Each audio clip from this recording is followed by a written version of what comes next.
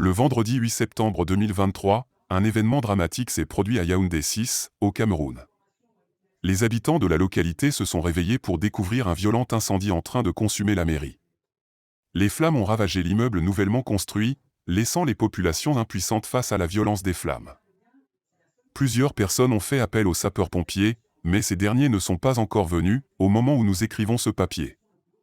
Les origines de l'incendie ne sont pas encore claires, et il est difficile de déterminer s'il s'agit d'un acte criminel ou d'un incendie accidentel. Heureusement, il n'y a eu aucune perte en vie humaine, mais d'importants dégâts matériels ont été signalés. Le feu a principalement touché le deuxième étage de la mairie, où se trouvent des services importants tels que l'état civil et la recette municipale. Rien n'est plus récupérable à ce niveau. Certains habitants ont signalé avoir appelé les sapeurs-pompiers aux environs de 5 heures du matin, mais ces derniers sont arrivés plus tard, vers 7 heures.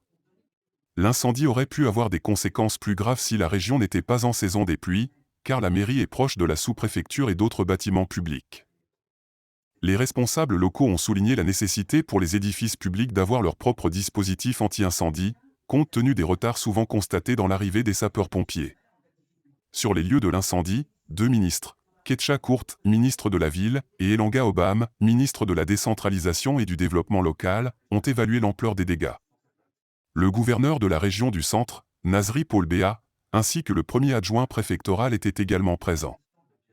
Des mesures ont été prises pour maintenir un service minimum en attendant les réparations nécessaires.